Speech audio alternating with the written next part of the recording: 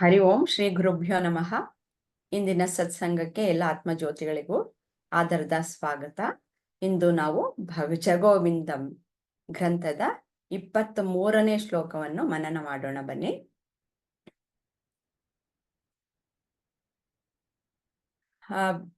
ಮಂಗಳಾಜಿ, ಈ ಶ್ಲೋಕ ಹೇಳಿ, ನಿಮ್ಮ ಅರ್ಥ ಏನೋ, ನೀವೇನ್ ತಿಳ್ಕೊಂಡಿದ್ದೀರಾ ಇದರ ಬಗ್ಗೆ ಹಂಚ್ಕೊಳ್ತೀರಾ? ನಮಸ್ಕಾರ. ಕ್ರಸ್ತ್ವಂ ಪ್ರೋಹಂ ಕುತಃ ಯತಃ ಕಾಮಿ ಜನನಿ ಓಮೇ ತಾತತಃ ಇತಿ ಪರಿಭಾವಯ ಸರ್ವಮಸಾರಂ ವಿಶ್ವಂ ತ್ಯಕ್ತ್ವಾ ಸ್ವಪ್ನ ವಿಚಾರಂ. ನೀನು ಯಾರು, ನಾನು ಯಾರು, ನಾನು ಎಲ್ಲಿಂದ ಬಂದೆ, ನನ್ನ ತಂದೆ ತಾಯಿ ಯಾರು, ಯಾರು ನನ್ನ ತಂದೆ, ಹೀಗೆ ವಿಚಾರಿಸಿ ಕನಸಿಗೆ ಹೋಲಿಸಬಹುದಾದ ಮತ್ತು ಸಾರವಿಲ್ಲದ ಇಡೀ ಪ್ರಪಂಚವನ್ನು ಬದಿಗಿಟ್ಟು. ಇದು ಹೆಂಗ್ ಹೇಳದಮ್ಮ? ಅದೇ, ಈಗ ಫಸ್ಟ್ ನೀನ್ ಯಾರು ಅನ್ನೋದು ನಾವು ಅನೇಕ ಬಾರಿ ನಾವು ವಿಶ್ಲೇಷಣೆ ಮಾಡಿದೀವಿ ಅಲ್ವಾ? ನೀನ್ ಯಾರು, ನಾನ್ ಯಾರು ಅನ್ನೋದು, ಅದ್ರ ಬಗ್ಗೆ ನಿಮ್ಗೆ ಏನ್ ಅನ್ಸುತ್ತೋ ಅದನ್ನ ಹೇಳಿ. ಆಮೇಲೆ ನಾನು ಎಲ್ಲಿಂದ ಬಂದೆ, ಹೇಗ್ ಬಂದೆ ಅನ್ನೋದು ಅದ್ರಷ್ಟಕ್ಕೆ ಅದೇ ಬರುತ್ತೆ. ಆಮೇಲೆ ನೀವು ಈ ಪ್ರಪಂಚವನ್ನ ಹೀಗೆ ಕನಸಿಗೆ ಹೇಗೆ ಹೋಲಿಸ್ತೀರಾ ಅನ್ನೋದನ್ನ ನೀವು ಹೇಗೆ ಹೇಗೆ ಅನ್ಸುತ್ತೋ ಅಷ್ಟು ಹೇಳಿ. ಕೊನೆಯದಾಗಿ ಸರಿ ಇದ್ದೇ ಇದ್ದಾರಲ್ಲ, ತಿಳ್ಕೊಳ್ಳೋಣ. ಈಗ ನಮ್ಮಿಂದ ಹೊರಗಡೆಗೆ ಹೇಗ್ ಬರುತ್ತೆ ಅನ್ನೋದಕ್ಕೋಸ್ಕರ ನಾವು ಮೊದಲು ಮಾತಾಡೋದಷ್ಟೇ. ನೀನು ಯಾರು, ರಮಣ ಮಹರ್ಷಿಗಳು ನೀನ್ ಯಾರು ಅಂತ ಹೇಳಿ ತಿಳ್ಕೊ ಅಂತ ಹೇಳಿ ಹೇಳಿದ್ರಲ್ಲ, ಹಾಗೆ ನೀನ್ ಯಾರು ಅನ್ಕೋ. ನಾನು ಯಾರು, ನಾ ಎಲ್ಲಿಂದ ಬಂದ, ಈ ಪ್ರಪಂಚದಿಂದ, ತಂದೆ ತಾಯಿ ಅಂದ್ರೆ ನೀನ್ ಯಾರು ಅನ್ನೋದಕ್ಕೆ ರಮಣ ಮಹರ್ಷಿಗಳು ಏನು ಯಾರು, ನಾನು ಯಾರು ಅನ್ನೋದನ್ನ ನೀನು ಯಾರು ಅಂತ ತಿಳಿದುಕೋ ಅಂತ. ಅದನ್ನ ಏನಂತ ಹೇಳಿದ್ದಾರೆ, ಹೇಗ್ ತಿಳಿದಿದ್ದಾರೆ, ಯಾವ ಮೂಲಕ ನಾನು ತಿಳ್ಕೊಳ್ಬಹುದು, ನಾನು ನಿಜವಾದ ನಾನು ಯಾರು ಅನ್ನೋದನ್ನ ನೀವು ಅನೇಕ ಬಾರಿ ವಿಶ್ಲೇಷಣೆ ಮಾಡಿದ್ದೀರಾ. ಮಾಡಿದ್ದೀನಿ. ಅದೇ ಅಂದ್ರೆ ನಾನು ಆತ್ಮ, ನೀನು ಯಾರು ಅಂತ ತಿಳ್ಕೊಂಡಾಗ ಅದು ಅವಾಗ ಅವರು ನಾವು ಅವಾಗ ತಿಳ್ಕೊಬೇಕು, ನಾನು ಆತ್ಮ ಅಂತ. ಎಲ್ಲಿಂದ ಬಂದೆ ಅಂದ್ರೆ ಈ ಪ್ರಪಂಚದಿಂದ. ಈ ಪ್ರಪಂಚದಿಂದ ಬಂದ್ರ ಇವಾಗ ಮತ್ತೆ ನಾನು ಆತ್ಮ ಅಂತ ಆದ್ಮೇಲೆ ಪ್ರಪಂಚದಿಂದ ಬಂದೆ ಅಲ್ಲ, ಪ್ರಪಂಚದಿಂದ ಅಲ್ಲ, ಸಾರಿ, ಆತ್ಮ. ಈ ಆತ್ಮದಿಂದ ಬಂದಿದ್ದು. ಆತ್ಮ ಮೊದ್ಲೇ ಇದೆ, ಅದು ನಿರಾಕಾರ, ನಿರ್ಗುಣ, ಅದು ನಮ್ಗೆ ಗೋಚರ ಆಗಲ್ಲ.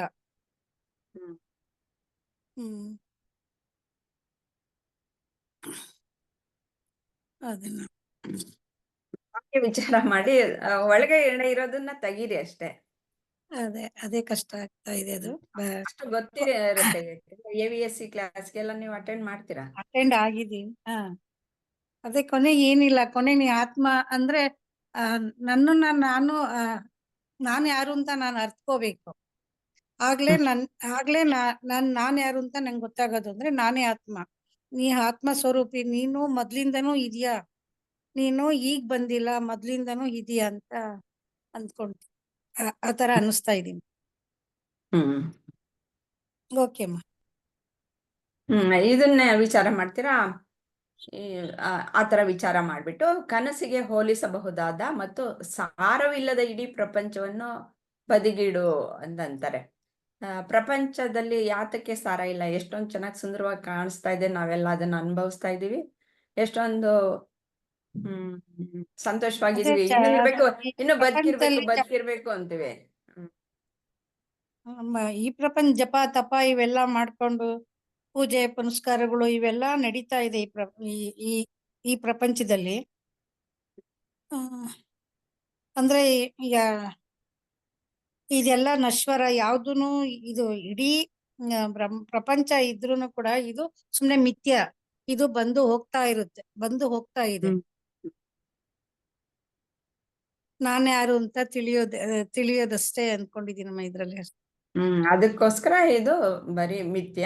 ಆದ್ರೆ ಅದರಲ್ಲಿ ಸಾರವಿಲ್ಲದ್ದು ಮೇಲ್ಗಡೆ ಯಾವ್ದು ಬಂದು ಹೋಗುತ್ತೋ ಅದು ಸಾರವಿಲ್ಲದೆ ಇರೋದು. ಆದ್ರೆ ಪರ್ಮನೆಂಟ್ ಆಗಿ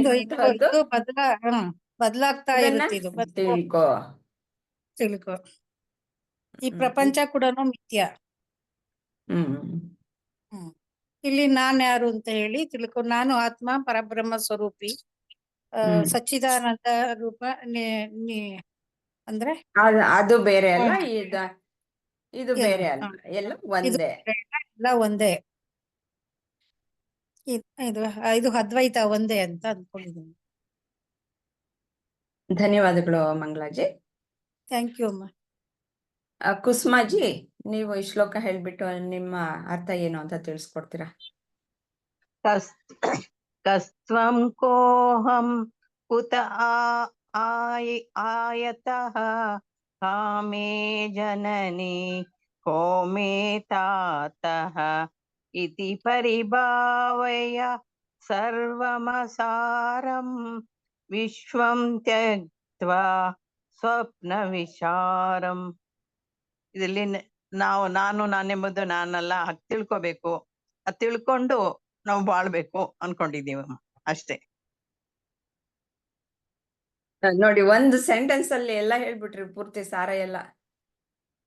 ಪ್ರಭುಜಿ ಹೇಳಿದ್ ಜ್ಞಾಪಿಸ್ಕೋಬೇಕು. ಧನ್ಯವಾದಗಳು ಕುಸುಮಾಜಿ.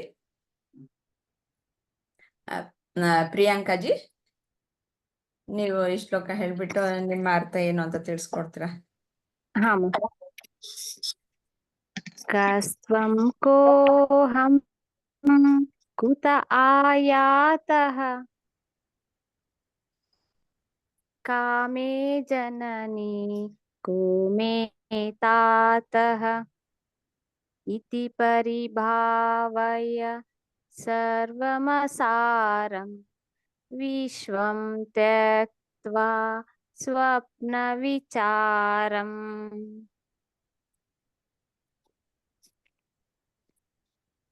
ಇಲ್ಲಿ ಹೇಳ್ತಾ ಇದ್ದಾರೆ,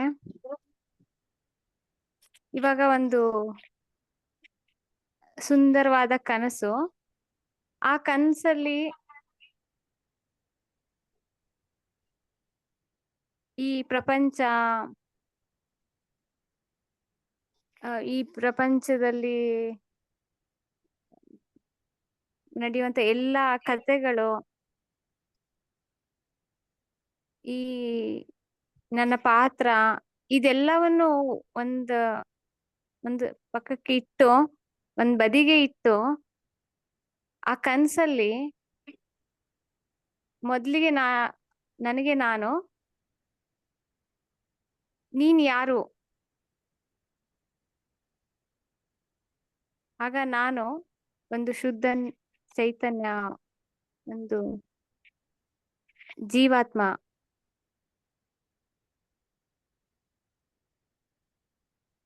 ನಾನು ಎಲ್ಲಿಂದ ಬಂದೆ?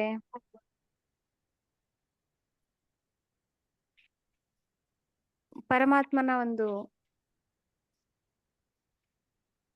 ಅಂಶ. ನನ್ನ ತಾಯಿ ಮತ್ತೆ ನನ್ನ ತಂದೆ,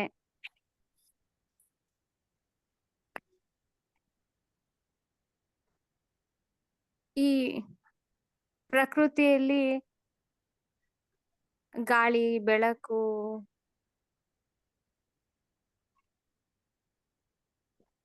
ಎಲ್ಲ ಆಹಾರ ಕೊಡುವಂತ ಎಲ್ಲ ಗಿಡ, ಮರ, ಸಸ್ಯ, ಬಳ್ಳಿ,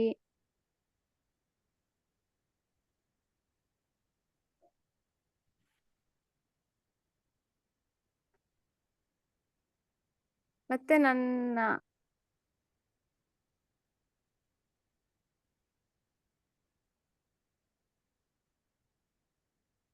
ಈ ಸೃಷ್ಟಿಯಲ್ಲಿ ನನಗೆ ಸತ್ಯನ ಅರಿವಿಗೆ ತರುವಂತವ್ರು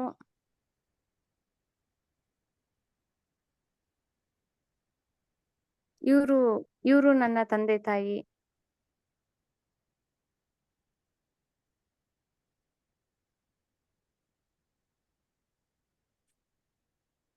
ಈ ರೀತಿ ಒಂದು ಇದು ಈ ರೀತಿ ಕನ್ಸಲ್ಲಿ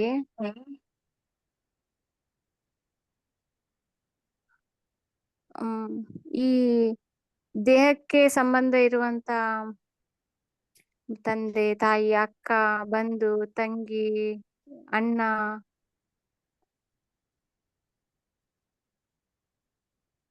ಈ ರೀತಿ ಪ್ರಾಪಂಚಿಕವಾಗಿ ಇದರಿಂದ ಇದೆಲ್ಲ ಹೊರಗಡೆ ಇರುವಂತದ್ದು. ಈಗ ನನ್ನ ಒಳಗಡೆ ನಾನು ಸತ್ಯ ಏನು, ಸದಾ ಸತ್ಯವಾಗಿ ನನ್ನಲ್ಲಿ, ಎಲ್ರಲ್ಲಿ ಆ ಸತ್ಯದ ಜೊತೆ ಇರೋರ್ಗು ನನಗೂ ಇರೋ ಸಂಬಂಧ, ಹೀಗೆ ಇದೊಂದು ಬಹಳ ಸುಂದರವಾದ ಕನಸು. ಈ ರೀತಿ ಹೋಲಿಸ್ಕೊಂಡು ಸತ್ಯನ ಅರಿವಿಗೆ ತಗೊಂಡು ಅದ್ರ ಜೊತೆಯಲ್ಲಿ ಈ ಆನಂದವಾಗಿರೋದು ಅಂತ ಹೇಳ್ತಿದ್ದಾರೆ ಅನಿಸ್ತಮ್ಮ. ಧನ್ಯವಾದಗಳು. ಸರಿ, ಧನ್ಯವಾದಗಳು ಪ್ರಿಯಾಂಕಾಜಿ. ಲಕ್ಷ್ಮೀಜಿ, ನೀವು ಈ ಶ್ಲೋಕ ಹೇಳ್ಬಿಟ್ಟು ನಿಮ್ಮ ಅನಿಸಿಕೆ ಶೇರ್ ಮಾಡ್ಕೊಳ್ತೀರಾ? ಲಕ್ಷ್ಮೀಜಿ ಜಾಯ್ನ್ ಆಗಿಲ್ಲ. ಲಕ್ಷ್ಮಿ ಜಾಯಿನ್ ಆಗಿಲ್ಲ, ಬಂದಾಗಿದ್ದಾರೆ. ಸುಮತಿ ಅಮ್ಮ ಇದೆ. ಸುಮತಿ, ಸುಮತಿ, ಹಲೋ ಸುಮತಿ, ಈ ಶ್ಲೋಕ ಹೇಳಕ್ಕಾಗತ್ತಾ? Aunty just 1 minute back join ಆದೆ, ಹೇಳ್ಕೊಡಿ ಆಂಟಿ. ಹಾ. ಕಸ್ತ್ವಂ ಕೋಹಂ ಕುತ ಆಯಾತಃ, ಕಸ್ತ್ವಂ ಕೋಹಂ ಕುತಃ ಆಯತಃ, ಆಯಾತಃ ಕಾಮೇ ಜನನಿ ಕೋ ಮೇ ತಾತಃ, ಕಾಮೇ ಜನನಿ ಕೋ ಮೇ ತಾತಃ, ಇತಿ ಪರಿಭಾವಯ ಸರ್ವಮಸಾರಂ, ಇತಿ ಪರಿಭಾವಯ ಸರ್ವಮಸಾರಂ, ಸರ್ವಮಸಾರಂ, ವಿಶ್ವಂ ತ್ಯಕ್ತ್ವಾ ಸ್ವಪ್ನ ವಿಚಾರಂ, ವಿಶ್ವಂ ತತ್ವಾ ತ್ಯಕ್ತ್ವಾ ವಿಶ್ವಂ ತ್ಯಕ್ತ್ವಾ ಸ್ವಪ್ನ ವಿಚಾರಂ. ಸ್ವಪ್ನ ವಿಚಾರಂ. ಕ್ಷಮಿಸಿ ಆಂಟಿ, ನನ್ಗೆ ಸರಿಯಾಗಿ ಬಂದಿಲ್ಲ. ಇಲ್ಲ ಅಷ್ಟೇ ಹೇಳ್ದೆ. ಅಷ್ಟೇ. ಇಲ್ಲಿ ಸರ್ವಮಸಾರಂ ಬೇಕಾದ್ರೆ ಸರ್ವ ಅಸಾರಂ ಅಂತ ಬೇಕಾದ್ರೆ ಹೇಳ್ಬೋದು. ಓಕೆ, ಸರ್ವಂ ಅಸಾರಂ. ಸರ್ವಂ ಅಸಾರಂ. ಓಕೆ, ಸಾರಿ. ಓಕೆ, ಇದ್ರದ್ದು ಇನ್ನ ಗೊತ್ತಾಗ್ಲಿಲ್ಲ ಆಂಟಿ, ಜಸ್ಟ್ ಜಾಯ್ನ್ ಆದೆ. ಇನ್ನ ಒಂದ್ಸರಿ ಇದ್ರ ಅರ್ಥ ಇಲ್ಲಿ ಕೊಟ್ಟಿದಾರಲ್ಲ. ನೀನು ಯಾರು, ನಾನು ಯಾರು, ನಾನು ಎಲ್ಲಿಂದ ಬಂದೆ, ನನ್ನ ತಾಯಿ ಯಾರು, ಯಾರು ನನ್ನ ತಂದೆ, ಹೀಗೆ ವಿಚಾರಿಸಿ ಕನಸಿಗೆ ಹೋಲಿಸಬಹುದಾದ ಮತ್ತು ಸಾರವಿಲ್ಲದ ಇಡೀ ಪ್ರಪಂಚವನ್ನು ಬದಿಗಿಟ್ಟು. ಗೊತ್ತಾಗ್ಲಿಲ್ಲ ಆಂಟಿ, ಗೊತ್ತಾಗ್ಲಿಲ್ಲ, ಸಿಂಕ್ ಆಗಿಲ್ಲ. ಈ ಸಾರ ಇಲ್ಲದಂತಹ ಪ್ರಪಂಚನ ಒಂದ್ ಕಡೆಗೆ ಇಟ್ಬಿಟ್ಟು ನೀನು ನಾನ್ ಯಾರು ಅಂತ ಅನ್ನೋದನ್ನ ವಿಚಾರ ಮಾಡು. ಓ, ಸರಿ ಸರಿ. ಓಕೆ. ಇನ್ನ ಅದೇ ನಮ್ ಜೊತೆ ಬಂದಿರೋ ಎಲ್ಲಾ ಅಟ್ಯಾಚ್ಮೆಂಟ್ ನ ಬಿಟ್ಟು ಬರೀ ನಾನ್ ಯಾರು, ನಾನ್ ಬಂದಿದ್ದಕ್ಕೆ ಇದು ಕನಸು ಇದ್ದ ಹಾಗೆ ಈ ಪ್ರಪಂಚ ಕನಸಿಗೆ ಹೋಲಿಸ್ಬೋದು ಅಂತ ಹೇಳ್ತಾರೆ. ಅಂದ್ರೆ ನಾವು ಬಂದಿರೋ ಪರ್ಪಸ್ ಮಾತ್ರ ನಾವು ನಾನು ಏನಕ್ ಬಂದಿದ್ದೀನಿ, ಯಾಕೆ ಬಂದಿದ್ದೀನಿ, ನಾನು ಬಂದಿದ್ದೀನಿ, ಆದ್ರೆ ನಾನ್ ಯಾರು ಅನ್ನೋದನ್ನ ವಿಚಾರ ಮಾಡು. ಇದು ಹಾ. ಹಾ. ಇದು ಕನಸು ಅಂತಂದ್ರೆ ಅದು ಹೇಗೆ ಮಿಥ್ಯ ಅನ್ನೋದು. ಆದ್ರೆ ಅದರ ಹಿಂದೆ ಏನು ಇದೆ, ಯಾವ್ದೋ ಒಂದಿದ್ರು ತಾನೇ ಕನಸು ಬೀಳುದು. ಹಾ. ಹಾ. ನಾನಿದ್ರು ತಾನೇ ನನಗ್ ಕನಸು ಬೀಳುದು. ಹಾ. ಹ್ಮ್. ನಾನು ಯಾರು? ಓಕೆ. ಅದ್ರ ಬಗ್ಗೆ ಮಾತ್ರ ವಿಚಾರ ಮಾಡು. ಇನ್ನು ಇದು ನಮ್ಮ ಜೊತೆಗ್ ಬಂದಿರೋ ಪ್ರಪಂಚದೆಲ್ಲ ಅಂಟ್ಕೊಂಡಿರೋದೆಲ್ಲ ಯಾವ್ದು ನಿಜ ಅಲ್ಲ, ಅದ್ರ ಬಗ್ಗೆ ಕಾನ್ಸಂಟ್ರೇಟ್ ಮಾಡು ಅಂತ ಹೇಳ್ತಾ ಇರೋ ತರ.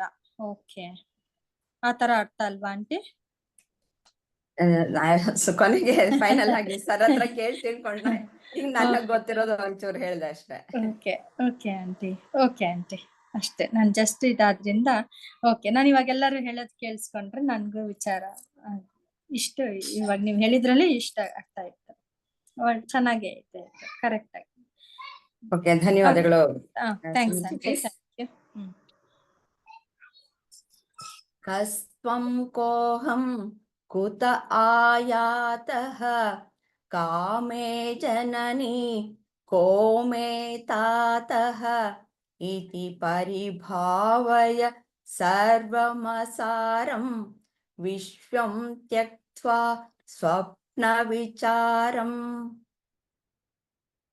ನೀನು ಯಾರು, ನಾನು ಯಾರು ಅನ್ನೋದನ್ನ ನಾನು ನಿಜವಾಗ್ಲೂ ವಿಚಾರ ಮಾಡ್ಕೊಂಡಿಲ್ಲ. ನಾನು ಹೇಗೆ ನನ್ನನ್ನ ಹೇಳ್ತೀನಿ, ನಾನು ಅಮ್ಮ, ನಾನು ಮಗಳು, ಅಜ್ಜಿ, ಹೀಗೆ ನನ್ನ ಪಾತ್ರಗಳನ್ನ ನಾನು ಹೇಳ್ತೀನಿ ಹೊರತು ನಾನು ಯಾರು ಅನ್ನೋದು ನಿಜವಾಗ್ಲೂ ನನಗೆ ಗೊತ್ತಿಲ್ಲ. ಕೇಳಿದ್ರೆ ಬೇರೆ ಎಲ್ಲ ಏನೇನು ಅನ್ನೋದನ್ನೆಲ್ಲ ಹೇಳ್ತೀನಿ, ಅದೇ ನಿಜವಾದ ಇದು ಐಡೆಂಟಿಫಿಕೇಶನ್ ನನಗೆ ಗೊತ್ತಿರಲ್ಲ. ಆದ್ರೆ ಯಾವಾಗ ನಾವು ಗುರುಗಳ ಮುಖೇನ ನಾವು ಶಾಸ್ತ್ರಗಳಲ್ಲಿರುವಂತಹ ಎಲ್ಲ ವಿಚಾರಗಳನ್ನ ನಾವು ತಿಳ್ಕೊಳ್ತಾ ಬಂದಾಗ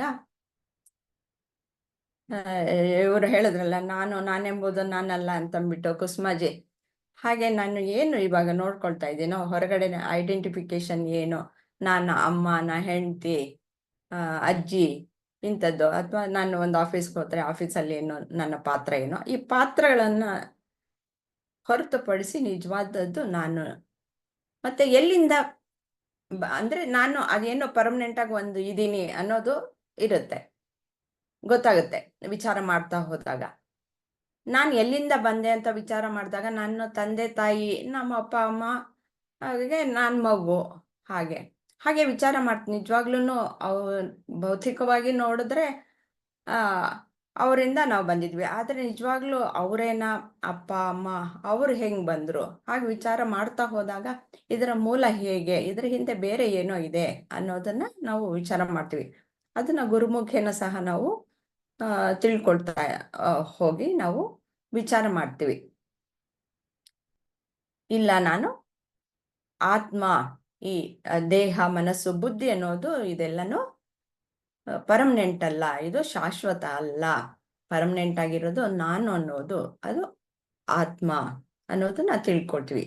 ಇದು ಕನಸಿಗೆ ಹೋಲಿಸಬಹುದು. ಅಂದ್ರೆ ಈ ಪ್ರಪಂಚವನ್ನ ಕನಸಿಗೆ ಹೇಗೆ ಹೋಲಿಸ್ಬಹುದು? ಕನಸು, ಇವಾಗ ನಾವು ಮಲ್ಕೊಳ್ತೀವಿ, ಕನಸು ಬೀಳುತ್ತೆ, ಅಲ್ಲಿ ಕನಸಿನ ಪ್ರಪಂಚ ಇದ್ದೇ ಇರುತ್ತೆ.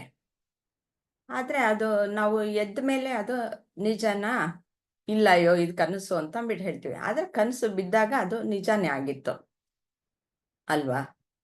ಇಲ್ಲಿ ನಾನು ಮಲಗಿದ್ದೆ, ಅದಕ್ಕೋಸ್ಕರ ನನ್ನ ವಿಚಾರಗಳು ಒಂದು ಪ್ರಪಂಚವಾಗಿ ಸೃಷ್ಟಿಯಾಗಿ ಅಲ್ಲಿ ಪ್ರಪಂಚ ಆಯ್ತು, ಅದು ಇದ್ದೇ ಇತ್ತು. ಆದ್ರೆ ನನಗೆ ಎಚ್ಚರ ಆಗೋದಾಗ ಈ ಪ್ರಪಂಚ, ಆ ಪ್ರಪಂಚ ಹೋಯ್ತು. ಈಗ ಜಾಗೃತ ಅವಸ್ಥೆಯಲ್ಲಿ ಯಾವ ಪ್ರಪಂಚವನ್ನ ನೋಡ್ತೀವೋ ಆ ಪ್ರಪಂಚವನ್ನ ನಾನು ನೋಡಿದೆ. ಆದ್ರೆ ಈ ಪ್ರಪಂಚವೂ ಸಹ ಅಂತಹದೇ ಮಿಥ್ಯಾ ಪ್ರಪಂಚ ಅಂತ ಶಾಸ್ತ್ರಗಳು ಎಲ್ಲ ಹೇಳೋದು, ಇಲ್ಲಿ ಸೂಚಿಸಿರೋದು ಹಾಗೆ. ಕನಸಿಗೆ ಹೋಲಿಸಬಹುದು. ಇದರ ಸಾರ ಬೇರೆ ಇದೆ. ಅಂದ್ರೆ ಇವಾಗ ಮಿಥ್ಯಾ ಅಂತಂದ್ರೆ ಏನು? ಹಗ್ಗದಲ್ಲಿ ಹಾವನ್ನ ಕಂಡೆ, ಹಾವು ನನಗೆ ಹಗ್ಗ ಅಂತ ಗೊತ್ತಾಗೋವರೆಗೂ, ಬೆಳಕನ್ನು ಬಿಟ್ಟು ಹಗ್ಗ ಅಂತ ಗೊತ್ತಾಗೋವರೆಗೂ ಹಾವು ಇದ್ದೇ ಇರುತ್ತೆ. ಅದನ್ನ ಸಪ್ರೇಟ್ ಮಾಡೋದಕ್ಕೆ ಸಾಧ್ಯ ಇಲ್ಲ. ಅದಕ್ಕೇನು ಬೆಳಕನ್ನು ಬಿಡ್ಬೇಕು. ಆ ಬೆಳಕು ಬಿದ್ದಾಗ ಓ ಇದು ಹಾವಲ್ಲ, ಇದು ಹಗ್ಗ ಅಂತ. ಆದ್ರೆ ಆ ಹಗ್ಗ ಇದ್ದದ್ದಕ್ಕೋಸ್ಕರ ಅದು ಹಾವಾಗಿ ಕಾಣ್ತಷ್ಟೆ. ಹಗ್ಗ ಇಲ್ಲದೆ ಇದ್ದಿದ್ರೆ ಹಾವೇನು ಕಾಣಿಸ್ತಾ ಇರಲಿಲ್ಲ, ಆದ್ರೆ ಅದು ಹಗ್ಗ ಇತ್ತು. ಹಾಗೆ ಇಲ್ಲಿ ಅಸ್ತಿತ್ವ ಅನ್ನೋದು ಇದ್ದೇ ಇದೆ, ಅದು ಇಲ್ಲ. ಅದು ಬೇರೆ ಬೇರೆ ರೂಪಗಳಲ್ಲಿ ನಮಗೆ ಕಂಡು ಬರುತ್ತೆ ಹೋಗುತ್ತೆ. ಬಂದು ಹೋಗುವಂತಹದ್ದು ಅದು ಮಿಥ್ಯ ಅಷ್ಟೆ. ಆದ್ರೆ ಅಸ್ತಿತ್ವ ಅನ್ನೋದು ಶಾಶ್ವತವಾದದ್ದು ಅಂತ ಆ ಸಾರವನ್ನ ನೀನು ತಿಳ್ಕೊ. ಈ ಸಾರವಿಲ್ಲದೆ ಇರುವಂತಹದ್ದನ್ನ ಬಿಟ್ಟಾಕೋ. ಹಾಗೆ ನಮ್ಮ ಹೊರ ರೂಪವನ್ನ ಯಾವುದು ಬದಲಾವಣೆ ಆಗುತ್ತೋ, ನಮ್ಮ ದೇಹ, ಮನಸ್ಸು, ಬುದ್ಧಿ, ಅದಲ್ಲ ನೀನು ಶಾಶ್ವತವಾದ ಆತ್ಮ. ಅದು ಸಚ್ಚಿದಾನಂದ ಸ್ವರೂಪ ಅನ್ನೋದು ಇಲ್ಲಿ ಹೇಳ್ತಾ ಇದ್ದಾರೆ ಅಂತ. ಅದನ್ನ ವಿಚಾರಣೆ ಮಾಡಿ ಹೇಗೆ ತಿಳ್ಕೊಳ್ಳೋದು? ಮೊದಲು ಅವ ಪೂಜೆ ಮಾಡೋದ್ರಿಂದ ಪರಿಶುದ್ಧವಾಗತ್ತೆ, ನನಗೆ ಮನಸ್ಸೆಲ್ಲನೂ ಪರಿಶುದ್ಧವಾಗುತ್ತೆ. ಮತ್ತೆ ಜಪ ಮಾಡೋದ್ರಿಂದನೂ ಸಹ ಇನ್ನಷ್ಟು ಪರಿಶುದ್ಧವಾಗತ್ತೆ. ಆಮೇಲೆ ನಿಜವಾಗ್ಲೂ ವಿಚಾರಣೆ ಮಾಡೋದ್ರಿಂದ ನಾನು ಯಾರು ಅನ್ನೋದು ಸಂಪೂರ್ಣವಾಗಿ ಅರಿವಾಗುತ್ತೆ ಅನ್ನೋದು ಈ 3 ಸ್ಟೆಪ್ಗಳಲ್ಲಿ ತೋರಿಸಿದ್ದಾರೆ. ಇಲ್ಲಿ ಸವಿಕಲ್ಪ ಸಮಾಧಿ ಮತ್ತೆ ನಿರ್ವಿಕಲ್ಪ ಸಮಾಧಿಯ ಹಂತಗಳನ್ನ ಇಲ್ಲಿ ತೋರಿಸಿದ್ದಾರೆ. ಇಷ್ಟು ನನಗೆ ಅರ್ಥವಾಗಿರುವಂಥದ್ದು. ಸಂಪೂರ್ಣವಾಗಿ ಸರ್ ಮುಖೇನ ನಾವು ಇದರ ಅರ್ಥವನ್ನ ತಿಳಿದುಕೊಳ್ಳೋಣ. ಸರ್, ಇದರ ವಿಶ್ಲೇಷಣೆಯನ್ನ ಸಂಪೂರ್ಣವಾಗಿ ತಿಳಿಸ್ಕೊಡ್ತೀರಾ? ಧನ್ಯವಾದ ಅಮ್ಮ. ಈಗ ಶಂಕರಾಚಾರ್ಯರು ಈ ಶ್ಲೋಕದ ಮೂಲಕ ನಿಮಗೆ ನನಗೆ ಏನ್ ಹೇಳ್ಕೊಡ್ತಾ ಇದ್ದಾರೆ? ಈಗ ನಾವು ಪ್ರಪಂಚದಲ್ಲಿ ಬೇರೆ ಬೇರೆ ರೀತಿಯಲ್ಲಿ ಕಲಿಬಹುದು. ಎಲ್ಲ ರೀತಿಯ ಕಲಿಕೆಯಲ್ಲಿ ಯಾವ ಕಲಿಕೆ ನಿಮಗೆ ನನಗೆ ಒಂದು ಆಳವಾಗಿ ಅನುಭವ ಕೊಡುತ್ತೆ, ಅಂತಹ ಕಲಿಕೆ ಯಾವುದರಿಂದ ಉತ್ಪತ್ತಿಯಾಗತ್ತೆ? ಸ್ವಲ್ಪ ಆಲೋಚನೆ ಮಾಡೋಣ. ಈಗ ನಾವು ಸ್ಕೂಲ್ಗಂತ ಹೋದ್ವಿ. ಸ್ಕೂಲಲ್ಲಿ ಹೇಳ್ತಾರೆ ಸೂರ್ಯ ಪೂರ್ವದಲ್ಲಿ ಹುಟ್ಟುತ್ತಾನೆ. ಪೂರ್ವ ಅಂದ್ರೆ ಯಾವುದೋ ಒಂದು ಕಡೆ ಬೆರಳು ಮಾಡಿ ತೋರಿಸ್ತಾರೆ, ಇದು ಪೂರ್ವ. ಸೂರ್ಯ ಪಶ್ಚಿಮದಲ್ಲಿ ಮುಳುಗ್ತಾನೆ, ಇದು ಪಶ್ಚಿಮ. ಈ ರೀತಿ ಎಲ್ಲ ಹೇಳ್ಕೊಡ್ತಾರೆ. ನೀವು ನಾನು ಅದನ್ನ ಉರು ಹಚ್ಚುತ್ತೀವಿ. ಸೂರ್ಯ ಸೂರ್ಯ ಸೂರ್ಯ ಅಂದ್ರೆ ಯಾರು? ಅಲ್ಲಿ ಮೇಲ್ಗಡೆ ಕಾಣಿಸ್ತಾರಲ್ಲ ಅವನು. ಎಲ್ಲುಡ್ತಾನೆ ಅವನು ಪೂರ್ವದಲ್ಲಿ ಹುಡ್ತಾನೆ. ಎಲ್ಲಿ ಮುಳುಗ್ತಾನೆ ಪಶ್ಚಿಮದಲ್ಲಿ ಮುಳುಗ್ತಾನೆ. ಆಮೇಲಿಂದ ಚಂದ್ರ ಚಂದ್ರ ಚಂದ್ರ ಯಾರು? ಅವನು ಸೂರ್ಯನ ಬೆಳಕಿನಿಂದ ಅವನು ಬೆಳಗ್ತಾನೆ. ಚಂದ್ರ ಯಾರು? ಅದು ಭೂಮಿದು ಉಪಗ್ರಹ. ಈ ರೀತಿ ನಾವು ಬೇರೆ ಬೇರೆ ರೀತಿಯ ಒಂದು ಜ್ಞಾನವನ್ನ ಯಾರೋ ಹೇಳ್ತಾರೆ, ನಾವು ಅದನ್ನ ಕೇಳಿ ಈ ಗಿಣಿ ಥರ ನಾವು ಅದನ್ನ ಪುನರುಕ್ತಿ ಮಾಡಬಹುದು. ಅದೇನಾಗತ್ತೆ? ಅದು ಗಿಣಿಪಾಠ ಆಗತ್ತೆ. ಗಿಣಿಪಾಠ ಅಂದ್ರೆ ಏನು? ಯಾರೋ ಏನೋ ಹೇಳ್ತಾ ಇದ್ದಾರೆ, ಅದನ್ನ ನಾನು ನನ್ನ ಮನಸ್ಸಿನಲ್ಲಿ ಇಟ್ಕೊಂಡು ನೆನಪು ಮಾಡಿಕೊಂಡು ಅದನ್ನ ಪುನರುಕ್ತಿ ಮಾಡೋದು, ಅದು ಗಿಣಿಪಾಠ. ಗಿಣಿಪಾಠ ಅಂದ್ರೆ ಅದರಿಂದ ನಿಮಗೆ ಜೀವನದಲ್ಲಿ ಒಂದು ಬದಲಾವಣೆ ಆಗತ್ತಾ? ಈಗ ಆ ಗಿಣಿ ನೀವು ನೋಡಿದ್ದೀರಾ, ಒಬ್ಬ ಹಿಡ್ಕೊಂಡಿರ್ತಾನೆ ಗಿಣಿನ. ಅವನು ಗಿಣಿಗೆ ಏನೇನೋ ಹೇಳ್ತಾನೆ, ಆ ಗಿಣಿ ಹೇಳುತ್ತೆ, ಆವಾಗ ಎಲ್ಲರೂ ಚಪ್ಪಾಳೆ ತರ್ತಾರೆ. ಆದರೆ ಆ ಗಿಣಿ ಏನಕ್ಕೆ ಹೇಳ್ತಾ ಇದೆ? ಅದು ಅವನು ಏನೋ ಆ ಮಾಲೀಕ ಆ ಗಿಣಿಗೆ ಒಂದು ಸನ್ನೆ ಮಾಡ್ತಾನೆ. ಆ ಸನ್ನೆ ಮಾಡಿದಾಗ ಅದು ಆ ರೀತಿ ಹೇಳಬೇಕು. ಅದು ಹೇಳಿದಾಗ ಅವನದ್ರ ಬಾಯಿಗೆ ಒಂದು ಬೀಜ ಇಡ್ತಾನೆ. ಆ ಗಿಣಿ ಏನಕ್ಕೆಲ್ಲ ಹೇಳ್ತಾ ಇದೆ? ನಾನು ಇದನ್ನು ಹೇಳಿದ್ರೆ ನನ್ನ ಹೊಟ್ಟೆಗೆ ಒಂದು ಏನೋ ಸಿಕ್ಕತ್ತೆ. ಅಂದ್ರೆ ಏನಾಯ್ತು? ನನ್ನ ಹೊಟ್ಟೆ ಬಟ್ಟೆಗೆ ನಾನು ಈ ರೀತಿ ಗಿಣಿಪಾಠ ಹೇಳ್ತೀನಿ. ಈ ರೀತಿ ಗಿಣಿಪಾಠದಿಂದ ಜೀವನದಲ್ಲಿ ಬದಲಾವಣೆ ಅಂತ ಆಗಲ್ಲ. ಇನ್ನೊಂದು ಉದಾಹರಣೆ ನೋಡಬೇಕು ಅಂತಂದ್ರೆ, ನಮಗೆ ಈಗ ಈ ಪ್ರಪಂಚದಲ್ಲಿ ಭಗವದ್ಗೀತೆ ಅನ್ನೋ ಪುಸ್ತಕ ಕೋಟ್ಯಾಂತರ ಇರ್ಬೋದು. ಈಗ ಯಾವುದೋ ಒಂದು ಪ್ರಿಂಟಿಂಗ್ ಪ್ರೆಸ್ ತಗೊಳ್ಳೋಣ, ಗೀತಾ ಪ್ರಿಂಟಿಂಗ್ ಪ್ರೆಸ್. ಅಲ್ಲಿ ಭಗವದ್ಗೀತೆದು ಹಲವಾರು ಕೋಟ್ಯಾಂತರ ಪ್ರಿಂಟ್ ಮಾಡಿದ್ದಾರೆ. ಈಗ ಆ ಪ್ರಿಂಟಿಂಗ್ ಪ್ರೆಸ್ಸು ಎಷ್ಟು ವರ್ಷದಿಂದ ಎಷ್ಟು ಸರ್ತಿ ಆ 700 ಶ್ಲೋಕಗಳನ್ನ ಪುನಃ ಪುನಃ ಪುನಃ ಮುದ್ರಣ ಮಾಡಿ ಆ ಶ್ಲೋಕದ್ದು ಬೇರೆಯವ್ರ ವ್ಯಾಖ್ಯಾನಗಳನ್ನ ಮುದ್ರಣ ಮಾಡಿ ಕೊಟ್ಟಿದೆ. ಆದರೆ ನೀವು ನಾನು ಯಾವತ್ತಾದರೂ ಹೋಗ್ಬಿಟ್ಟು ಈ ಪ್ರಿಂಟಿಂಗ್ ಪ್ರೆಸ್ಸು ಅದು ಜ್ಞಾನಿ ಅಂತ ಅದಕ್ಕೇನಾದರೂ ನಾವು ಸದ್ಗುರು ಅಂತ ಕರಿತೀವ? ಎಷ್ಟು ಕೋಟ್ಯಾಂತರ ಪ್ರಿಂಟ್ ಮಾಡಿದೆ ಅದು. ಆದರೆ ಏನಕ್ಕೆ ಅದು ಜ್ಞಾನಿ ಆಗಿಲ್ಲ? ಯಾಕೆ ಅಂತಂದ್ರೆ ಗಿಣಿಪಾಠದಿಂದ ಏನೋ ಹೇಳಿದ್ದನ್ನ ಸುಮ್ಮನೆ ಪುನರುಕ್ತಿ ಮಾಡೋದ್ರಿಂದ ಬದಲಾವಣೆ ಅಂತಾಗಲ್ಲ. ಬದಲಾವಣೆ ಅನ್ನೋದು ಯಾವಾಗ ಆಗತ್ತೆ? ಬದಲಾವಣೆ ಅನ್ನೋದು ನೀವು ನಾನು ಆ ಒಂದು ಸತ್ಯದ ವಾಕ್ಯ ಏನಿದೆ ಅದು ಹಾಗೆ ಅದು ಸತ್ಯ ಏನೋ ಹೇಳ್ತಾ ಇದ್ದಾರೆ. ಯಾರು? ಸದ್ಗುರುಗಳು ಹೇಳ್ತಾ ಇದ್ದಾರೆ, ನಾನೆಂಬುದು ನಾನಲ್ಲ, ಈ ದೇಹ ಮನಬುದ್ಧಿ ನಾನಲ್ಲ, ಸಚ್ಚಿದಾನಂದ ಶಿವ ನಾನೇ. ನಾನು ಅದನ್ನ ಗಿಣಿಪಾಠ ಮಾಡ್ಬೋದು. ಎಷ್ಟೊತ್ತು ಮಹಾ ಆಗತ್ತೆ ಕಲ್ತ್ಕೊಳ್ಳಿಕ್ಕೆ ಗಿಣಿಪಾಠ? ಪುನರುಕ್ತಿ ಮಾಡ್ಬೋದು ಅಲ್ವಾ? ಈ ರೀತಿ ಪುನರುಕ್ತಿಯಿಂದ ನನ್ನ ಜೀವನದಲ್ಲಿ ಬದಲಾವಣೆ ಅಂತಾಗತ್ತಾ? ಬದಲಾವಣೆಗೆ ನಾನು ಏನೋ ಹೇಳ್ತಾ ಇದ್ದಾರೆ, ನಾನೆಂಬುದು ನಾನಲ್ಲ. ಏನ್ ಸ್ವಾಮಿ ಇದು? ನಾನೇ ಹೋಗಿರೋದು ಆ ಗುರುಗಳ ಹತ್ರ ಕಲ್ತ್ಕೊಳ್ಳೋಕ್ಕೆ ಅಂತ, ನಾನೇ ನಾನಲ್ಲ ಹೆಂಗೆ ಅನ್ನೋದು ವಿಚಾರ ಮಾಡ್ಬೇಕು ತಾನೆ. ಆ ವಿಚಾರ ಮಾಡಿ ಅದು ಹೆಂಗ್ ನಿಜ ಅಂತ ಕಂಡಿಡ್ಬೇಕು ತಾನೆ.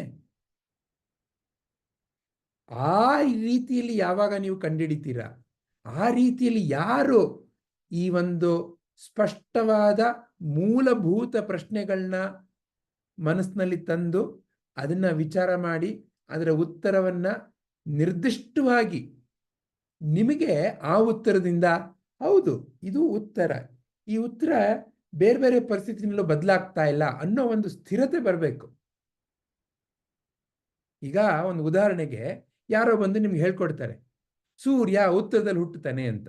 ಸರಿ, ನೀವು ನಂಬ್ಕೊಳ್ಬೋದು, ಏನು ತಪ್ಪಿಲ್ಲ, ಸೂರ್ಯ ಉತ್ತರದಲ್ಲಿ ಹುಟ್ಟದ ಅಂತ. ನೀವು ಆಮೇಲೆ ಅವ್ರನ್ನ ಕೇಳ್ತೀರ ಉತ್ತರ ಹೆಂಗೆ ಕಂಡುಹಿಡಿಯೋದು ಅಂತ. ಆವಾಗ ಅವರು ಒಂದು ಮ್ಯಾಗ್ನೆಟ್ ಕೊಟ್ಬಿಟ್ಟು, ನೋಡಪ್ಪ ಇದು ತಿರುಗುತ್ತೆ, ಇದು ಈ ರೆಡ್ ಕಲರ್ ಇದೆಯಲ್ಲ ಇದು ಸೂಚಕ, ಈ ಸೂಚಕ ಎಲ್ಲಿಗೆ ತಿರುಗುತ್ತೆ ಅದೇ ನಾರ್ತು, ಅದೇ ಉತ್ತರ ಅಂತ. ಓಕೆ, ನೀವು ಬೆಳಗಾಗೆದ್ದು ಹೋಗಿ ನಿಂತ್ಕೋತೀರಾ, ಉತ್ತರ ನೋಡ್ತಾ ಇರ್ತೀರಾ, ಅಯ್ಯೋ ಬರಲೇ ಇಲ್ಲ ಸೂರ್ಯ, ಅವ್ರೇನೋ ಹೇಳ್ಕೊಟ್ರು ಸೂರ್ಯ ಇಲ್ಲಿ ಬರ್ತಾನೆ ಅಂತ, ಬರಲಿಲ್ಲ. ಈಗೇನು ಮಾಡೋಣ? ಸರಿ ಇರಲಿ ಪರವಾಗಿಲ್ಲ, ಏನೋ ನಾನು ತಪ್ಪು ಮಾಡಿರ್ಬೋದು, ಅಥವಾ ಈ ಮ್ಯಾಗ್ನೆಟ್ ತಪ್ಪಿರ್ಬೋದು. ಹೀಗೆ ನಾನು ವಿಚಾರ ಮಾಡಿ ಈ ಮ್ಯಾಗ್ನೆಟ್ ತಪ್ಪ, ನಾನು ಕೇಳಿಸ್ಕೊಂಡಿದ್ದ ತಪ್ಪ ಅನ್ನೋದನ್ನೆಲ್ಲ ವಿಚಾರ ಮಾಡಿ ಕೊನೆಗೆ ನಾನು ಕಂಡುಹಿಡಿಬೇಕಾಗತ್ತೆ. ಹೌದು, ಈ ಮ್ಯಾಗ್ನೆಟ್ಟು ಸರಿಯಾಗಿದೆ, ಉತ್ತರ ಅಂದರೆ ಇದೇನೆ, ಆದರೆ ಸೂರ್ಯ ಇಲ್ಲಿ ಹುಟ್ಟುತ್ತಾ ಇಲ್ವಲ್ಲ, ಸೂರ್ಯ ಯಾವಾಗಲೂ ಇಲ್ಲಿ ಹುಟ್ಟುತ್ತಾ ಇದ್ದಾನಲ್ಲ, ಹಾಗಾದ್ರೆ ಇದೇನೋ ಬೇರೆ ಇರಬೇಕು ಅಲ್ವಾ ಅಂತ ನಾನು ಕಂಡಿಡಿದಾಗ ಆವಾಗ ನನಗೆ ಹೌದು ಇದು ಯಾವಾಗಲೂ ಇಲ್ಲಿ ಹುಟ್ಟುತ್ತಾ ಇದ್ದಾನೆ, ಇದ್ರ ಹೆಸರೇನು? ಪೂರ್ವ.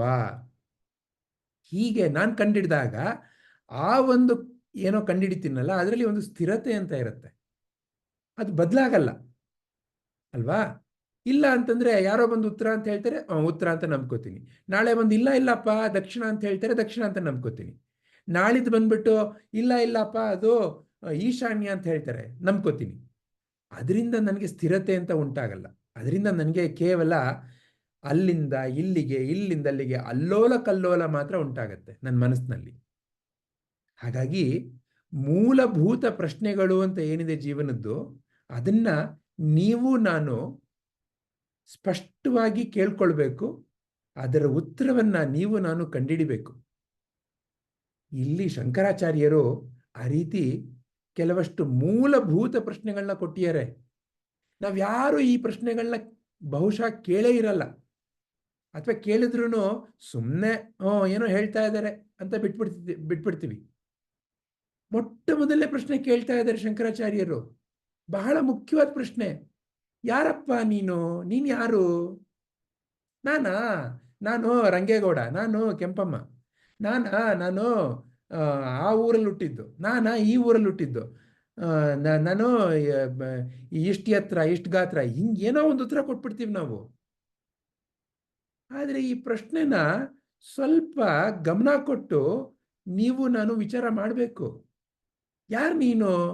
ಎಷ್ಟು ಸುಲಭವಾಗಿದೆ ಪ್ರಶ್ನೆ, ಆದರೆ ಅದರ ಉತ್ತರ ಅಷ್ಟು ಸುಲಭ ಅಲ್ಲ. ಯಾರು ನೀವು ನಿಜವಾಗ್ಲೂ? ಯಾರಪ್ಪ ನೀವು? ಈ ಪ್ರಶ್ನೆ ಯಾವಾಗ ನಿಮ್ಮನ್ನ ಮೂಲಭೂತವಾಗಿ ಕಾಡುತ್ತೆ, ಯಾರು ನಾನು ನಿಜವಾಗ್ಲೂ? ಎಲ್ಲಿಂದ ಬಂದೆ ನಾನು ನಿಜವಾಗ್ಲೂ? ಎಲ್ಲರೂ ಹೇಳ್ತಾರೆ ನಮ್ಮ ಅಮ್ಮನ ಹೊಟ್ಟೆಯಿಂದ ಬಂದೆ ಅಂತ. ನಮ್ಮ ಅಮ್ಮನ ಹೊಟ್ಟೆಯಿಂದ ಬಂದಿದ್ದು ಯಾವುದೋ ಒಂದು ಪುಟ್ಟ ಮಗು. ಯಾಕಂದ್ರೆ ಫೋಟೋ ನೋಡಿದ್ರೆ ಗೊತ್ತಾಗತ್ತೆ, ಅಥವಾ ನೀವು ಬೇರೆಯವ್ರು ಯಾರು ಜನ್ಮ ತಗೊಳ್ಳೋದನ್ನ ನೋಡಿದ್ರೆ ಗೊತ್ತಾಗತ್ತೆ. ನಾಯಿನೋ ನರಿನೋ ಏನೋ, ಎಷ್ಟೊಂದು ಪ್ರಾಣಿಗಳಿದೆ ಜೀವನದಲ್ಲಿ, ಎಲ್ಲಿಂದನಾರು ಕಲಿಬೋದು ನೀವು ನೋಡಕ್ಕೆ. ಆ ಹೊಟ್ಟೆಯಿಂದ ಬರೋದು ಏನೋ ಒಂದು ಪುಟಾಣಿ ದೇಹ. ಆ ದೇಹ ಬದಲಾಗ್ತಾ ಇದೆ. ಈಗ ನಾನು ಹಾಗಾದ್ರೆ ಅದೇನೋ ನಾನು ಬಂದಿದ್ದು. ನಾನು ಅದೇ ಆಗಿದ್ರೆ ಅದೇನೋ ಪುಟ್ಟದಾಗಿ ಬಂತಲ್ಲ, ಅದು ಇವತ್ತಿಲ್ಲ. ಹಾಗಾದ್ರೆ ನಾನು ಅಂತ ಹೆಂಗ್ ಗೊತ್ತಾಗ್ತಾ ಇದೆ? ನಾನು ಅಂತ ಗೊತ್ತಾಗ್ಬೇಕು ಅಂದ್ರೆ ಅದೇನೋ ಒಂದು ಬಂತಲ್ಲ ಅಮ್ಮನ ಹೊಟ್ಟೆಯಿಂದ, ಅದು ನಾನಾಗಿರಕ್ ಸಾಧ್ಯನಾ? ಆ ರೀತಿ ನೀವು ನಾನು ವಿಚಾರ ಮಾಡಬೇಕು. ಯಾಕಂದ್ರೆ ಆ ವಿಚಾರದ ಮೂಲಕ ಒಂದು ನಿಮಗೆ ನನಗೆ ಒಂದು ಅರಿವಾಗತ್ತೆ. ಹೌದಲ್ವಾ? ನಾನೇ ಅದಾಗಿದ್ದಿದ್ರೆ ಇವಾಗ ಇಷ್ಟು ದೊಡ್ಡದಾಗ್ಬಿಟ್ಟಿದೆ, ಆ ದೇಹ ಇವಾಗಿಲ್ಲ. ಹಾಗಾದ್ರೆ ನಾನು ಯಾರು ಅಂತ ಮರ್ತೋಗ್ಬಿಡ್ಬೇಕಾಗಿತ್ತು. ಆ ರೀತಿ ಏನು ಮರ್ತಿಲ್ಲ. ಆ ಫೋಟೋ ನೋಡಿದ್ರೆ ನಾನೇ ಅಂತ ಹೇಳ್ತೀನಿ, ಈ ಫೋಟೋ ನೋಡ್ರೆ ನಾನೇ ಅಂತ ಹೇಳ್ತೀನಿ, ಈ ಫೋಟೋ ನೋಡ್ರೆ ನಾನೇ ಅಂತ ಹೇಳ್ತೀನಿ. ಹಾಗಾದ್ರೆ ನಾನು ಇದೇನೋ ಬದಲಾಗ್ತಾ ಇದೆಯಲ್ಲ, ಏನೋ ದೇಹ ಅಂತ ಬದಲಾಗ್ತಾ ಇದೆಯಲ್ಲ, ಅದು ನಾನಾಗಿರಕ್ ಸಾಧ್ಯನಾ? ಹಾಗಾದ್ರೆ ಇದು ನೀವು ನಾನು ಪರಿಶೀಲನೆ ಮಾಡಬೇಕು. ಸುಮ್ಮನೆ ಕಾಟಾಚಾರದ ಪರಿಶೀಲನೆ ಅಲ್ಲ, ಅದನ್ನ ಬಹಳ ಪ್ರಾಮಾಣಿಕತೆಯಿಂದ ಪರಿಶೀಲನೆ ಮಾಡಬೇಕು, ಬಹಳ ಶ್ರದ್ಧೆಯಿಂದ ಪರಿಶೀಲನೆ ಮಾಡಬೇಕು, ಗೌರವದಿಂದ ಪರಿಶೀಲನೆ ಮಾಡಬೇಕು. ಆ ಪರಿಶೀಲನೆ ಮಾಡಿದಾಗ ಅರಿವಾಗಕ್ಕೆ ಶುರುವಾಗತ್ತೆ. ಏನೋ ಬದಲಾಗ್ತಾ ಇದೆ. ಈ ಬದಲಾಗೋ ನಾನು ಅಂತಂದ್ರೆ ಎಲ್ಲಿಂದ ಬರ್ತಾ ಇದೆ ನಾನು ಅನ್ನೋ ವಿಚಾರ? ಹಾಗಾದ್ರೆ ನಾನು ಹಾಗಾದ್ರೆ ನಿಜವಾಗ್ಲೂ ನಮ್ಮ ಯಾರನ್ನೋ ನಾನು ಅಮ್ಮ ಅಂತ ಕರಿತಾ ಇದ್ದೀನಿಲ್ಲ, ಆ ಅಮ್ಮನ ಹೊಟ್ಟೆಯಿಂದ ಬಂದಿದ್ದು ನಾನೇನಾ? ಏನು ಅಮ್ಮನ ಹೊಟ್ಟೆಯಿಂದ ಬಂದಿದ್ದು? ವಿಚಾರ ಮಾಡ್ಬೇಕಾಗತ್ತೆ. ನಾನು ಅನ್ನೋದು ಎಲ್ಲಿಂದ ಬರ್ತಾ ಇದೆ? ಈ ಅಮ್ಮನ ಹೊಟ್ಟೆಯಿಂದ ಬಂದಿದ್ದು, ಅದಕ್ಕೊಂದು ಅಪ್ಪನ ಕಡೆಯಿಂದ ಜೀವಕೋಶ, ಅಮ್ಮನ ಕಡೆಯಿಂದ ಒಂದು ಜೀವಕೋಶ ಸೇರಿ, ಅದು ಜೀವಕೋಶಗಳು ಆಮೇಲಿಂದ ಒಂದಿದ್ದು 2 ಆಗಿ, 2 ಇದ್ದಿದ್ದು 4 ಆಗಿ, 4 ಇದ್ದಿದ್ದು 8 ಆಗಿ, ಆ ರೀತಿ ಅದು ಬೆಳೀತಾ ಬೆಳೀತಾ ಬೆಳೀತಾ ಈಗ ಈ ದೇಹ ಅನ್ನೋದ್ರಲ್ಲಿ ಕೋಟ್ಯಾಂತರ ಜೀವಕೋಶಗಳಿವೆ. ಹಾಗಾದ್ರೆ ಈ ಜೀವಕೋಶಗಳೇ ನಾನ? ಯಾವ ಜೀವಕೋಶ ನಾನು ಹಾಗಾದ್ರೆ? ಹಾಗಾದ್ರೆ ನಾನು ಎಲ್ಲಿಂದ ಬಂದೆ? ಇದು ಬಹಳ ಬಹಳ ಮುಖ್ಯವಾದ ಮೂಲಭೂತವಾದ ಪ್ರಶ್ನೆ. ಆ ಮೂಲಭೂತ ಪ್ರಶ್ನೆಗಳನ್ನ ನೀವು ನಾನು ವಿಚಾರಣೆ ಮಾಡಬೇಕು. ಯಾವ ರೀತಿ ವಿಚಾರಣೆ ಮಾಡಬೇಕು? ಮೊದಲು ಮನಸ್ಸನ್ನ ಒಂದು ಶಾಂತತೆಗೆ ತಗೊಂಡ್ಬಂದು ವಿಚಾರ ಮಾಡಬೇಕು. ಮನಸ್ಸಿನಲ್ಲಿ ಈ ಪ್ರಶ್ನೆಗಳು ಯಾರಿಂದ ಬರ್ತಾ ಇದೆ, ಅವ್ರ ಕಡೆ ಗೌರವವನ್ನ ಮನಸ್ಸಿನಲ್ಲಿ ಇಟ್ಟು ವಿಚಾರಣೆ ಮಾಡಬೇಕು. ಇಲ್ಲ ಅಂತಂದ್ರೆ ಆ ಹಿರಣ್ಯಕಶಿಪುಗಾಯ್ತಲ್ಲ, ಆ ರೀತಿ ನಾನು ಈ ದೇಹ ಅನ್ನೋ ಅಹಂಭಾವವೇ ಜಾಸ್ತಿ ಆಗತ್ತೆ. ಹಿರಣ್ಯಕಶಿಪುನು ಹೇಳಿದ್ನಂತೆ ಅವನ ಮಗನ್ಗೆ, ನೀನು ಹರಿಯನ್ನ ನೀನು ಪೂಜೆ ಮಾಡಬೇಡ, ನಾನೇ ಪರಮಾತ್ಮ, ನನ್ನನ್ನು ಪೂಜೆ ಮಾಡು. ಯಾವ ನಾನು? ಒಂದು ರೀತಿನಲ್ಲಿ ಆತನ ಮಾತಿನಲ್ಲಿ ಒಂದು ಸತ್ಯಾಂಶ ಇದೆ. ನಾನು ಅನ್ನೋದೇ ಪರಮಾತ್ಮ. ಆದ್ರೆ ಯಾವ ನಾನು? ಇದೇನೋ ಕಣ್ಣು ಮೂಗು ಬಾಯಿ ಇರೋ ಈ ಈ ಹೆಣ್ಣು ಗಂಡು, ಆ ಜಾತಿ ಈ ಜಾತಿ, ಈ ಭಾಷೆ ಆ ಭಾಷೆ, ಆ ದೇಶ ಈ ದೇಶ, ಆ ಯಾವ ನಾನು? ಆ ನಾನುನ ಯಾವಾಗ ಕಂಡಿಡಿತೀರಾ? ಅದು ನಿಮಗೆ ಮುಕ್ತಿ. ಅದನ್ನ ಆ ಹಿರಣ್ಯಕಶಿಪುನ ಮಗ ಕಂಡಿಡಿದ್ನಂತೆ. ಆತನ ಹೆಸರೇನು? ಪ್ರಹ್ಲಾದ. ಆತನ ಹೆಸರೇನು? ಪ್ರಹ್ಲಾದ. ಏನು ಪ್ರಹ್ಲಾದ ಅಂದ್ರೆ? ಯಾರು ತನ್ನ ಸ್ವರೂಪದಲ್ಲಿ ಇರೋ ಆನಂದವನ್ನ ಕಂಡಿಡಿತಾರೆ ಆತನೇ ಪ್ರಹ್ಲಾದ. ಅದನ್ನ ಇಲ್ಲಿ ಶಂಕರಾಚಾರ್ಯರು 2ನೇ ವಾಕ್ಯದ ಮೂಲಕ ಹೇಳ್ಕೊಡ್ತಾ ಇದ್ದಾರೆ. ಏನು? ನೋಡಪ್ಪ, ಈ ಪ್ರಪಂಚ ಅಂತ ಕರಿತಾ ಇದ್ಯಾ, ಈ ಪ್ರಪಂಚದಿಂದ ನಿನಗೆ ಆನಂದ ಅಂತ ಬರ್ತಾ ಇದೆ ಅಂತ ಅನ್ಕೊಂತಾ ಇದ್ಯಾ? ವಿಚಾರ ಮಾಡಪ್ಪ, ನಿಜನಾ ಅದು? ಮಾವಿನ ಹಣ್ಣು ತಿಂತೀವಿ, ಅಯ್ಯೋ ಏನ್ ಚೆನ್ನಾಗಿತ್ತು, ರಸಪೂರಿತವಾಗಿತ್ತು, ತುಂಬಾ ಅದ್ಭುತವಾಗಿತ್ತು ಅಂತೆಲ್ಲ ಹೇಳ್ತೀವಿ. ಆ ಮಾವಿನ ಹಣ್ಣು ಅನ್ನೋದು ನಿಮಗೆ ತಿಂದೆ ಅಂತ ಯಾವಾಗ ಗೊತ್ತಾಗ್ತಾ ಇದೆ? ಆ ಮಾವಿನ ಹಣ್ಣು ನಿಮ್ಮ ಬಾಯಲ್ಲಿ ಇಟ್ಕೊಂಡಾಗ. ಆ ಬಾಯಲ್ಲಿ ಇಟ್ಕೊಂಡಾಗ ನಿಮಗೆ ನಾನು ಮಾವಿನ ಹಣ್ಣು ತಿಂತಾ ಇದ್ದೀನಿ ಅಂತ ಹೇಗೆ ಗೊತ್ತಾಗ್ತಾ ಇದೆ? ಈಗ ಒಂದು ಉದಾಹರಣೆಗೆ, ನಿಮ್ಮ ಕಣ್ಣಿಗೆ ನಾನು ಕಪ್ಪು ಬಟ್ಟೆ ಕಟ್ಬಿಟ್ಟು ನಿಮ್ಮ ಮುಂದೆ ಬೇರೆ ಬೇರೆ ವಸ್ತುಗಳನ್ನ ಇಟ್ಟರೆ ನಿಮ್ಗೆ ಕಾಣಿಸುತ್ತಾ? ಗೊತ್ತಾಗತ್ತಾ? ಗೊತ್ತಾಗಲ್ಲ. ಅಂದ್ರೆ ಏನಾಗಬೇಕು? ನಿಮ್ಮ ಕಣ್ಣು ತೆರೆದಿರಬೇಕು. ನಿಮ್ಮ ಕಣ್ಣಿನ ಮೂಲಕ ಆ ಒಂದು ದೃಶ್ಯ ನಿಮ್ಮ ಮನಸ್ಸಿಗೆ ಬರಬೇಕು. ನಿಮ್ಮ ಮನಸ್ಸಿಗೆ ಬಂದಾಗ ಅಲ್ಲಿ ಒಂದು ವಿಚಾರ ನಡೆಯುತ್ತೆ. ಓ, ನಾನು ನೋಡ್ತಾ ಇರೋದು ಇದು ಅಂತ. ಆವಾಗಷ್ಟೇ ನಿಮಗೆ ನಾನು ಇದನ್ನು ನೋಡ್ತಾ ಇದ್ದೀನಿ ಅಂತ ಒಂದು ನಿಮ್ಮ ಮನಸ್ಸಿನಲ್ಲಿ ಭಾವನೆ ಉಂಟಾಗತ್ತೆ. ಹೌದು ತಾನೆ? ಕಣ್ಣು ಕಟ್ಬಿಟ್ಟಿದ್ರೆ ನಿಮಗೆ ಆ ವಸ್ತು ನಿಮ್ಮ ಮುಂದೆ ಇದ್ರೂ ನಿಮಗೆ ಗೊತ್ತಾಗಲ್ಲ ತಾನೆ? ಅಂದ್ರೆ ಏನರ್ಥ? ಆ ಯಾವುದೋ ವಸ್ತು, ಆ ವಸ್ತುವಿನ ಒಂದು ಗುಣ ನಿಮಗೆ ಯಾವಾಗ ಗೊತ್ತಾಗ್ತಾ ಇದೆ? ಆ ವಸ್ತು ನಿಮ್ಮ ಮನಸ್ಸು ಅನ್ನೋ ಒಂದು ಜಾಗಕ್ಕೆ ಬಂದಾಗ. ಈಗ ಆ ಮಾವಿನ ಎಕ್ಸಾಂಪಲ್ ತಗೋಣ, ಮಾವಿನ ಉದಾಹರಣೆ ತಗೋಣ. ಆ ಮಾವಿನ ಬಾಯಲ್ಲಿ ಇಟ್ಕೊಂಡ್ರಿ, ಅದ್ ನಿಮ್ಮ ಮನಸ್ಸು ಅನ್ನೋ ಜಾಗಕ್ಕೆ ಹೋಯ್ತಾ? ಆ ಮಾವಿನ ಯಾವುದೋ ಒಂದು ಒಳ್ಳೆ ಹಾಡಿನ ಕೇಳಿದ್ರಿ, ಆ ಹಾಡು ನಿಮ್ ಕಿವಿ ಮೇಲೆ ಬೀಳ್ತು, ಆದ್ರೆ ಆ ಹಾಡು, ಆ ಧ್ವನಿ ತರಂಗ ಅದು ನಿಮ್ಮ ಮನಸ್ಸಿಗೆ ಹೋಯ್ತಾ? ಹೇಗೆ ಹೋಗ್ತಾ ಇದೆ? ಈ ನಾಲ್ಗೆ ಮೇಲೆ ಇಟ್ಕೊಂಡಿದ್ದು, ಈ ನೀವು ಚರ್ಮಕ್ಕೆ ಸ್ಪರ್ಶ ಆಗಿದ್ದು, ಇವೆಲ್ಲ ನಿಮ್ಮ ಮನಸ್ಸು ಅನ್ನೋ ಜಾಗಕ್ಕೆ ಹೇಗೆ ಹೋಗ್ತಾ ಇದೆ? ಕೇವಲ ಬೇರೆ ಬೇರೆ ರೀತಿಯ ಸಂವೇದನೆಗಳಾಗಿ ಹೋಗ್ತಾ ಇದೆ. ಹೌದಾನೆ? ಯಾಕಂದ್ರೆ ನಿಮ್ಮ ಮನಸ್ಸು ಅನ್ನೋ ಜಾಗ ಎಲ್ಲಿದೆ ಯಾರಿಗೂ ಗೊತ್ತಿಲ್ಲ.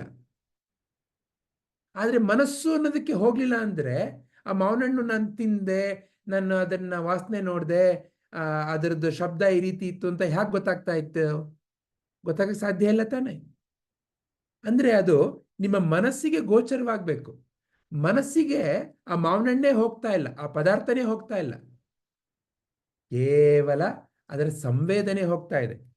ಇದನ್ನ ನಿಮಗೆ ಒಂದು ಸಣ್ಣ ಚಿತ್ರದ ಮೂಲಕ ತೋರಿಸ್ಬೇಕು ಅಂತಂದ್ರೆ, ಹೇಗೆ ನೀವು ನಾನು ಈ ಪ್ರಪಂಚದಲ್ಲಿ ಏನೆಲ್ಲ ಬೇರೆ ಬೇರೆ ದೃಶ್ಯಗಳನ್ನ ನೋಡ್ತೀವಿ ಅನ್ನೋ ಒಂದು ಚಿತ್ರವನ್ನು ತೋರಿಸ್ಬೇಕು ಅಂತಂದ್ರೆ,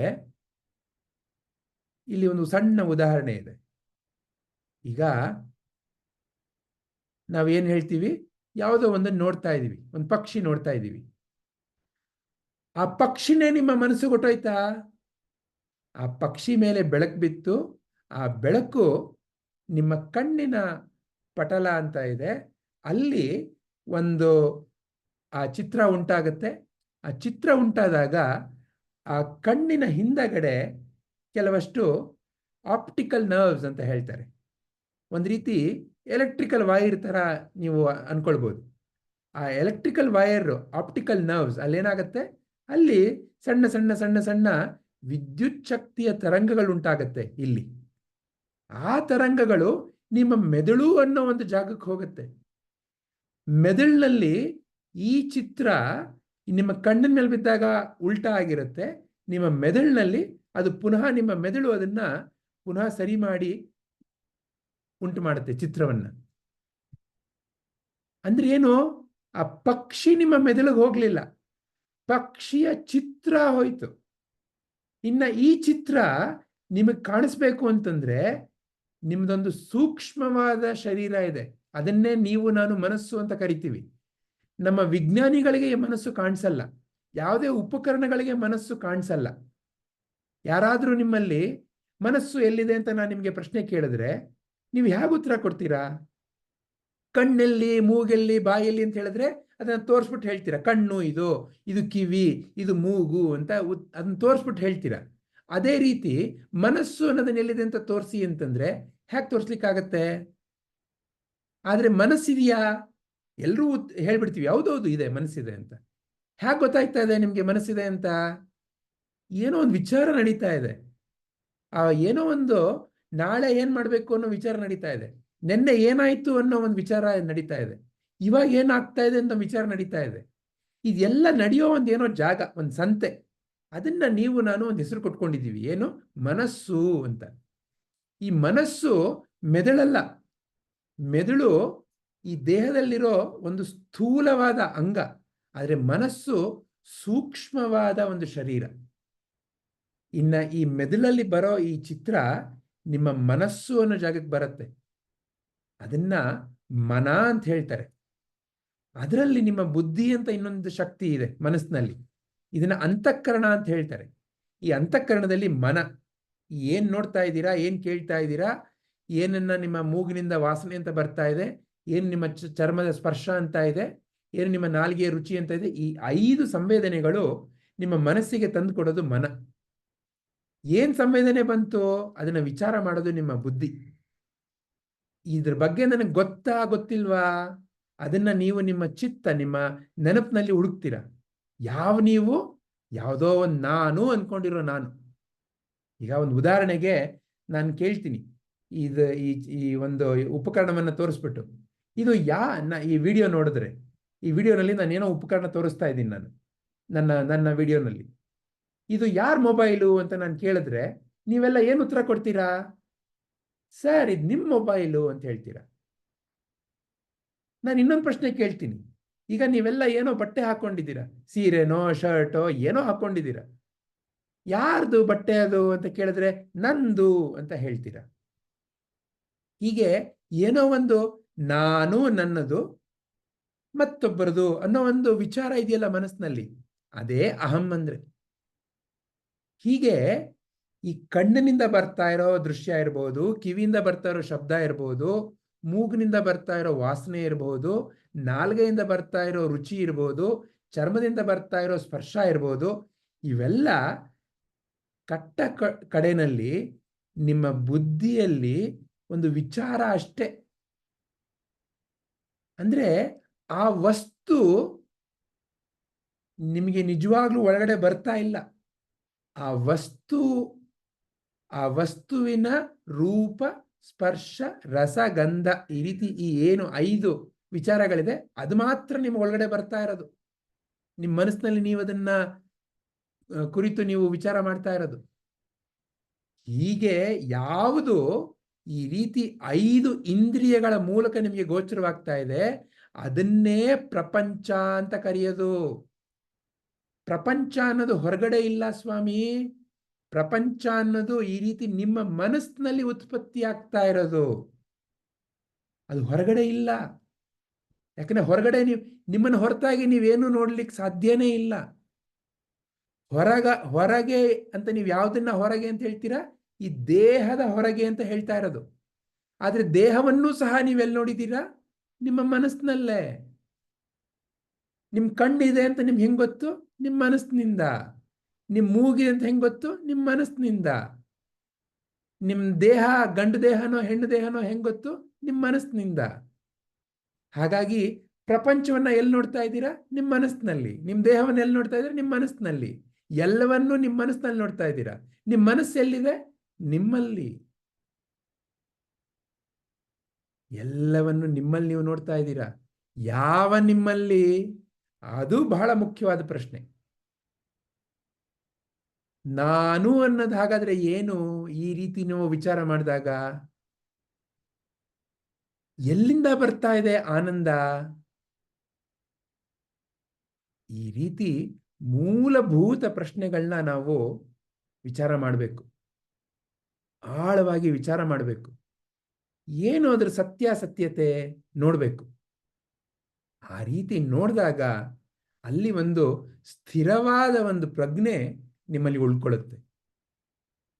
ಆ ಪ್ರಜ್ಞೆಗೆ ದಾರಿ ಈ ಮೂಲಭೂತ ಪ್ರಶ್ನೆಗಳು. ಹಾಗಾಗಿ ಜೀವನದಲ್ಲಿ ಈ ಪ್ರಶ್ನೆಗಳಿಗೆ ನಾವು ಬಹಳ ಉನ್ನತವಾದ ಸ್ಥಾನವನ್ನು ಕೊಡಬೇಕು. ಪ್ರಶ್ನೆಗಳು ಬಹಳ ಮುಖ್ಯ. ಆದರೆ ಯಾವ ಪ್ರಶ್ನೆ? ಈ ರೀತಿಯ ಸತ್ಯದ ವಿಚಾರವನ್ನ ನನ್ನ ಒಂದು ಮನಸ್ಸಿಗೆ ತೋರಿಸುವಂತ ಬೆಳಕಿನ ಪ್ರಶ್ನೆಗಳನ್ನ ಮಾಡಬೇಕು. ಯಾವುದೋ ಕೆಲ್ಸಕ್ಕೆ ಬಾರದೇ ಇರೋ ಪ್ರಶ್ನೆಗಳಲ್ಲ. ಅವ್ರೇನ್ ಮಾತಾಡಿದ್ರು ಗೊತ್ತಾ, ಇವ್ರೇನ್ ಮಾತಾಡಿದ್ರು ಗೊತ್ತಾ, ಅವ್ರೇನ್ ಬೈದ್ರು ಗೊತ್ತಾ, ಇವ್ರೇನ್ ಬೈದ್ರು ಗೊತ್ತಾ, ಅವ್ರು ಯಾಕೆ ಹಂಗೆ ಬೈದ್ರು ಗೊತ್ತಾ, ಅವ್ರು ಯಾಕೆ ಆ ಥರ ಬಟ್ಟೆ ಹಾಕೊಂಡಿದ್ರು ಗೊತ್ತಾ, ಆ ಪ್ರಶ್ನೆಗಳು ಇರಲಿ, ಪರವಾಗಿಲ್ಲ. ಅದರಿಂದ ನಿಮಗೆ ನಿಮ್ಮ ಒಂದು ಬಂಧನದಿಂದ ಮುಕ್ತಿ ಆಗಲ್ಲ. ಬಂಧನದಿಂದ ಮುಕ್ತಿ ಕೊಡಿಸುವಂತ ಪ್ರಶ್ನೆಗಳನ್ನ ಹಾಕ್ಕೊಳ್ಬೇಕು. ಆ ಮೂಲಭೂತ ಪ್ರಶ್ನೆಗಳನ್ನ ಇಲ್ಲಿ ಶಂಕರಾಚಾರ್ಯರು ನಿಮಗೆ ನನಗೆ ಕೇಳ್ತಾ ಇದ್ದಾರೆ. ಆ ಪ್ರಶ್ನೆಗಳನ್ನ ನಾವು ಬಹಳ ಪ್ರಾಮಾಣಿಕತೆಯಿಂದ ನಾವು ವಿಚಾರ ಮಾಡೋಣ. ಅದ್ರ ಮೂಲಕ ನಿಮ್ಮಲ್ಲಿ ಯಾವ ಸ್ಥಿರತೆ ಉಂಟಾಗತ್ತೆ, ಅದು ನಿಮ್ಮನ್ನ ಜೀವನದಲ್ಲಿ ಮುಕ್ತಿಯ ಮಾರ್ಗಕ್ಕೆ ಎಡೆ ಮಾಡುತ್ತೆ. ಆಗ್ಲಾ? ಹರಿ ಓಂ. ಧನ್ಯವಾದಗಳು. ಯಾರಲ್ಲಾದ್ರೂ ಏನಾದ್ರೂ ಪ್ರಶ್ನೆ ಉಂಟಾಗ್ತಾ ಇದೆಯಾ? ಈಗ ಏನು ವಿಚಾರವನ್ನ ಕೇಳಿದ್ರಿ ಅದ್ರ ಮೂಲಕ?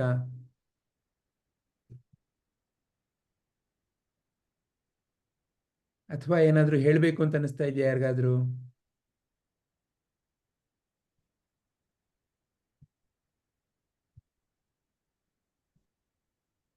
ಯಾರಿಗೂ ಏನು ಇಲ್ಲ ಅನ್ಸುತ್ತೆ.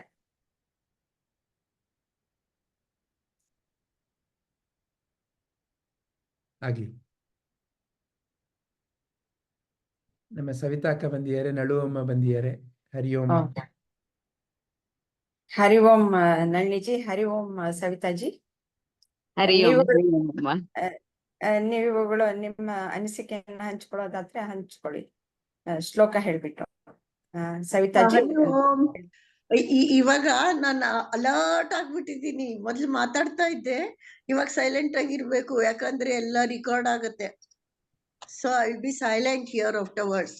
I don't want to speak. No, ಇದು ರೆಕಾರ್ಡ್ ಆಗಿದೆ. ಇಲ್ಲ, ಇದು ರೆಕಾರ್ಡ್ ಆಗಿಲ್ಲ. ಇವಾಗ ಆಫ್ ಮಾಡಿದ್ರು, ನೋಡ್ದೆ ನಾನು. ಅಮ್ಮ ರೆಕಾರ್ಡ್ ಆಗ್ತಾ ಇದೆ ಅಮ್ಮ ನಿಮ್ಮ ಮೇಲ್ಗಡೆ. ಇಲ್ಲ, ರೆಕಾರ್ಡ್ ಆಫ್ ಆಗಿದೆ. ಅಮ್ಮ ರೆಕಾರ್ಡ್ ಆಗ್ತಾ ಇದೆ ಅಮ್ಮ, ಕಂಟಿನ್ಯೂ ಆಗ್ತಾ ಇದೆ. ನಿಮ್ಮ ಝೂಮ್ ನಲ್ಲಿ ನೋಡಿ ಅಮ್ಮ. ಪರವಾಗಿಲ್ಲ, ಹೇಳಿ ಹೇಳಿ ನಳಿನಿಜಿ. ಅಲ್ಲಪ್ಪ, ಶ್ಲೋಕದ ಬಗ್ಗೆ ಹೇಳಿ ನೀವು. ಈ ಶ್ಲೋಕ ಹೇಳಿ, ಆಮೇಲೆ ಅದ್ರ ಅರ್ಥ ಹೇಳಿ. ನನ್ ಬಿಟ್ಬಿಡಿ. ಇವತ್ತು ಇಷ್ಟೊತ್ತರ್ಗು ಎಷ್ಟ್ ಚೆನ್ನಾಗಿ ಅಮೃತ ಕುಡಿದ್ಬಿಟ್ಟು, ಬೇಡ, ಅಮೃತ ಕುಡ್ಸಿದ್ದಾರೆ, ಅದ್ ಅಲ್ಲಿಗೆ ನಿಲ್ಲಲಿ.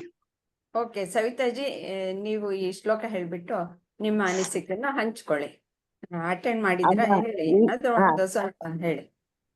ಈಗ ಸರ್ ಹೇಳಿದ್ದಾದ್ಮೇಲೆ ನಮಗೆ ಏನು ಅಂದ್ರೆ, ನಮ್ ಮನ್ಸಲ್ಲಿ ನಾನ್ ಯಾರು, ಏನು, ಎಲ್ಲಿಂದ ಬಂದೆ, ಆ ಪ್ರಶ್ನೆಗಳಿಗೆ ಇನ್ನಷ್ಟು ಒತ್ತು ಕೊಟ್ಟು ನಾವು ಹೆಂಗೆ ಅದನ್ನ ನಮ್ಮಲ್ಲಿ ನಾವು ಸ್ಥಿರವಾಗಿ ಹೆಂಗ್ ನೋಡೋದು ಅನ್ನೋದನ್ನ ಖಂಡಿತವಾಗ್ಲೂ ಅದನ್ನ ಗೊತ್ತಾಯ್ತು.